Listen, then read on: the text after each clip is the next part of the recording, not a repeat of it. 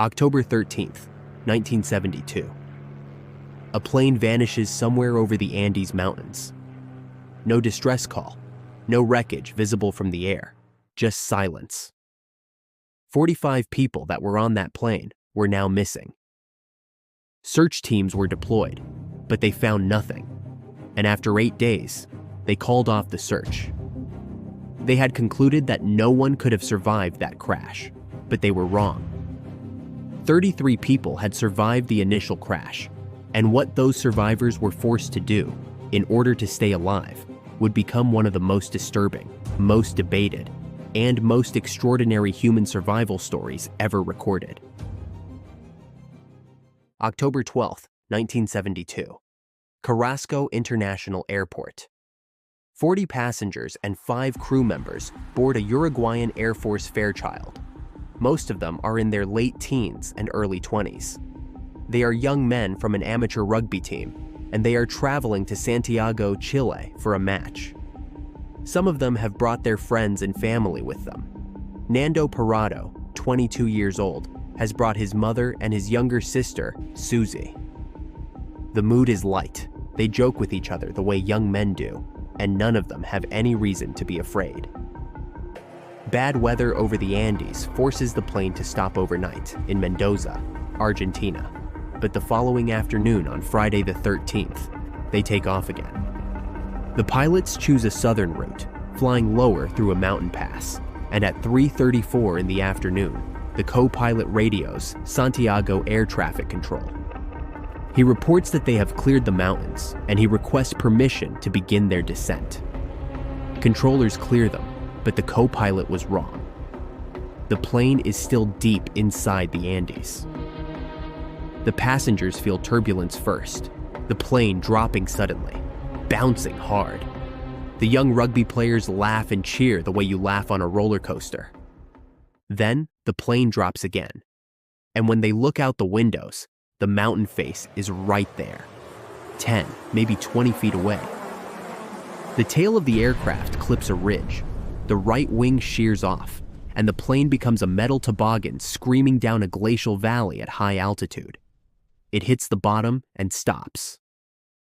12 people are dead on impact, including the pilots, and also including Nando Parrado's mother. 33 people had survived the initial crash, some with broken bones and some with deep lacerations. 2 survivors with medical training did what they could with what was available: seat cushions for splints and strips of fabric from clothing for bandages. The fuselage sat at approximately 3,664 meters above sea level in a glacial valley, and the temperature at night dropped well below zero. There were no trees, no vegetation, no animals. Nothing lived at this altitude. The white fuselage was nearly invisible against the snow, so search helicopters passed overhead.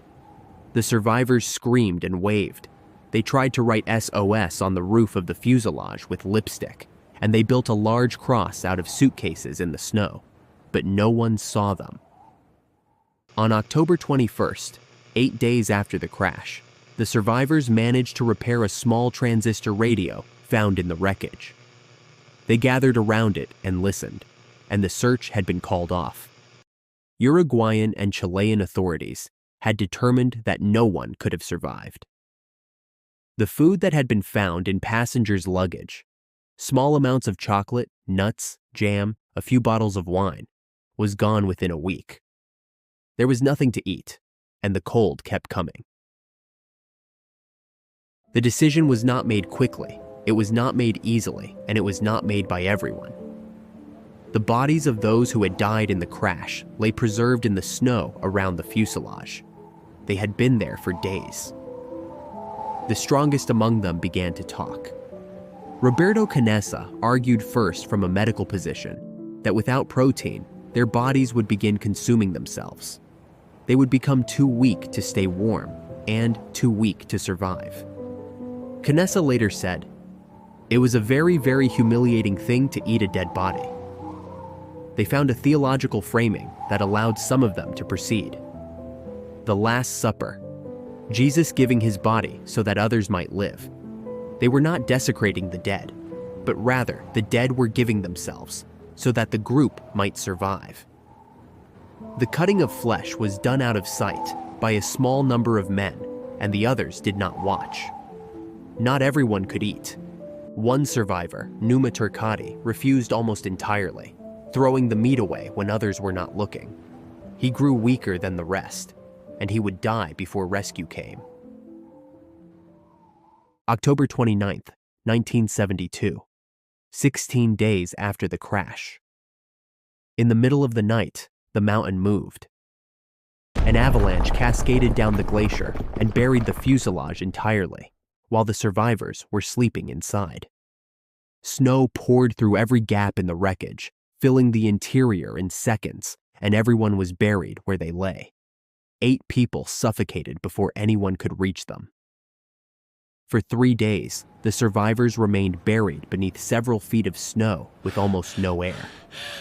When they finally dug themselves out, they stood in a landscape transformed by fresh snowfall and silence.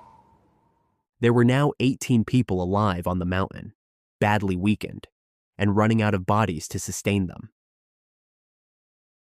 By December, 16 people remained alive. They had survived 72 days on a glacier above 12,000 feet, with no food, no cold weather gear, and no way to contact the outside world.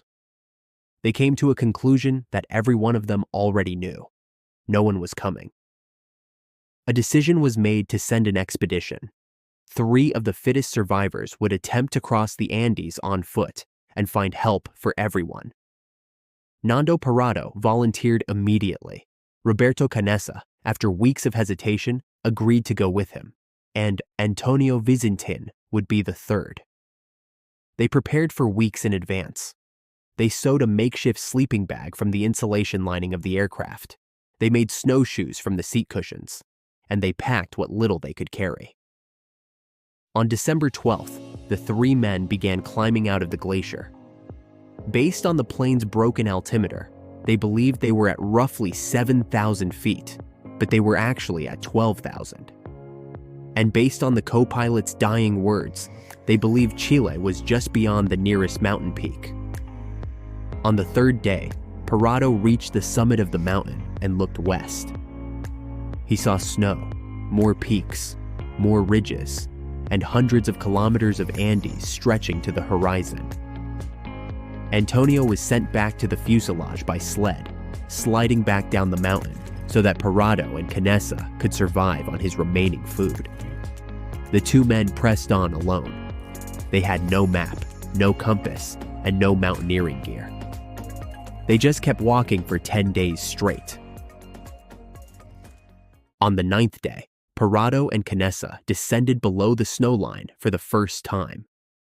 The green of the valley floor was the most extraordinary thing either man had ever seen. They collapsed beside a river, too exhausted to go on. The following morning, a Chilean man appeared on the opposite side of the river, riding his horse along the riverbank. Parrado and Canessa waved frantically. The Chilean man threw paper and a pencil across the water, and Parrado wrote his message and threw it back. It read, "I come from a plane that fell in the mountains. There are still 14 people injured at the crash site. We need help." The Chilean man read it, threw a loaf of bread across the river, and then he turned his horse west and rode off. He rode for 10 hours to reach the nearest military post. At first, the authorities did not believe him. They said no one could survive an airplane crash in the Andes and appear 2 months later. The Chilean man gave them the note, and they finally believed him. On December 22nd, rescue helicopters reached the crash site. The weather was too severe for a single operation, so it took 2 days to rescue all 16 survivors. The last were airlifted on December 23, 1972, 72 days after Flight 571 disappeared into the Andes. When the survivors confirmed what they had done to stay alive, the shock was immediate, and the condemnation from the public was loud. Journalists called it monstrous, some religious commentators called it sinful, and there were those who argued that the survivors had dishonored the dead. The survivors responded by saying that they had not dishonored anyone. They had honored a pact, made collectively by everyone on that mountain. The parents of the boys who had died were brought forward at a press conference. One father spoke on behalf of the families of the dead.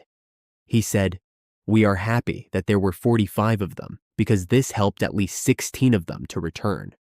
All the parents in my situation understand these boys." The crash site is still there, high on the glacier in the Andes. The remains of those who did not survive were never brought down from the mountain, and they were buried near the place where they died. Every year on December 22nd, the anniversary of the first day of rescue, the 16 survivors gather together.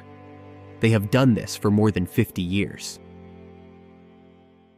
If you made it this far, thank you for watching. Subscribe to my channel so you never miss the next story.